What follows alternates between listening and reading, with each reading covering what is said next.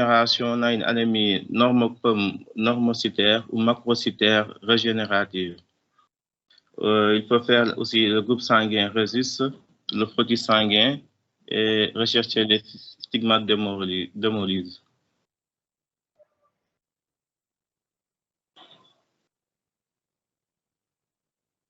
Pour les retentissements, sur le cœur, on a une dyspnée d'effort, une insuffisance cardiaque, sur le rein, une insuffisance rénale aiguë, sur la croissance, un retard histato-pondéral. Au niveau psychosocial, on a une absentéisme scolaire et dépenses de soins élevées. On peut avoir aussi une dépression. Pour le ressentissement au niveau du cerveau, on peut avoir un ictère nucléaire chez le nouveau-né, encéphalopathie bilirubinique avec des lésions des noyaux gris, qui débute souvent avec une hypertonie de la nuque intermittente puis permanente qui va s'étendre à tout le tronc. Puis l'apparition de mouvements de enroulement des membres, les yeux en coucher de soleil et un cri aigu à l'examen. Les réflexes archaïques sont abolis. Pour le diagnostic différentiel, devant l'anémie, éliminer les fausses anémies, erreurs de mesure et modulation, discuter les autres causes d'anémie aussi, anémie post-hémorragique et anémie carentielle. Devant l'ictère, il faut éliminer l'ictère à bilirubine conjuguée, ictère métabolique, hépatite virale. Pour l'ictère à bilirubine libre, maladie de Gilbert, maladie de Creutzfeldt-Jakob, prématurité et insuffisance hépatocellulaire. Dans ce cas, l'hémoglobine et le taux de réticulocytes sont normaux. Pour le diagnostic étiologique, la démarche étiologique, d'abord l'interrogatoire avec le début et mode de survenue, les antécédents personnels, anté- et périnataux, déroulement de la grossesse, groupe sanguin de la mère, postnataux, alimentation de l'enfant, notion de prise médicamenteuse, vaccination récente, notion d'ictère, pagophagie. Les antécédents familiaux, origine géographique, ethnique, notion de consanguinité, splénectomie ou hémoglobinopathie.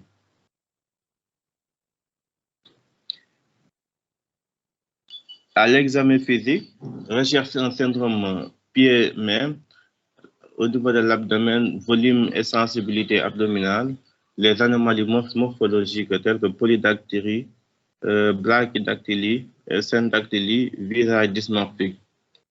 Les douleurs articulaires, abdominales ou dorsales, dyspnée d'effort, cyanose, oligurie, les vertiges ou acouphènes. Pour l'examen complémentaire, il faut faire l'hémogramme, le test de Coombs direct, l'étude de frottis érythrocytaire, l'étude de l'hémoglobine, recherche de la délétion des gènes alpha et bêta-globine, le test de fragilité osmotique, le dosage enzymatique G6PD et PK, la biologie moléculaire et l'étude génétique.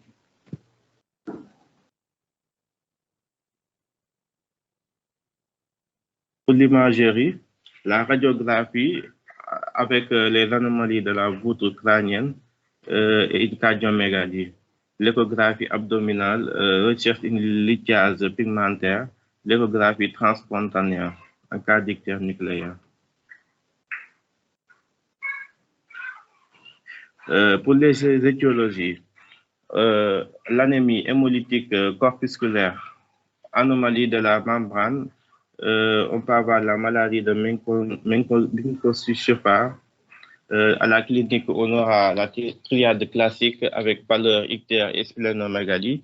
On aura une lithiase vésiculaire qui est fréquente. À la biologie, on a le frottis sanguin, on aura une microcytose et sphérocytose et une diminution des résistances globulaires aux solutés hypotoniques. À la radiographie du crâne, on aura un épaississement des os de la voûte. Les autres anomalies membranaires, on aura l'érythrocytose, l'ovalocytose, stomatocytose et acanthocytose. Pour l'anémie hémolytique par anomalie de l'hémoglobine, on aura l'anomalie congénitale de l'hémoglobine, l'anomalie de synthèse des chaînes de globine, telles que la thalassémie, l'anomalie de structure des chaînes de globine, qualitatives telles que la drépanocytose. Pour les déficits enzymatiques, on a le déficit en G6PD, qui est lié souvent au sexe, déclenché par un agent oxydant, parfois l'infection, qui survient une crise hémolytique intravasculaire 2 à 3 jours après l'exposition. On a une pâleur, hémoglobinurie, ictère, douleur abdominale et dorsale, état de choc dans les formes graves. À la biologie, la numération est souvent normale en dehors des crises aiguës. On aura une anémie normocytaire régénérative en cas d'hémolyse. Le frottis, on aura les corps de Heinz. Mais aussi la détermination de l'activité de G6PD pour notre diagnostic.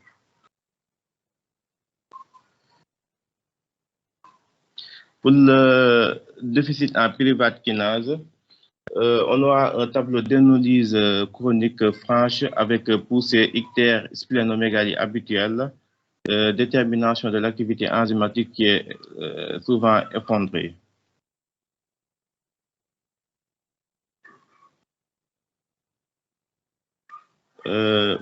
L'anémie hémolytique de cause immunologique, pour l'anémie hémolytique par allo-immunisation, on va avoir la maladie hémolytique du nouveau-né avec les signes cliniques hépatosplénomégalie.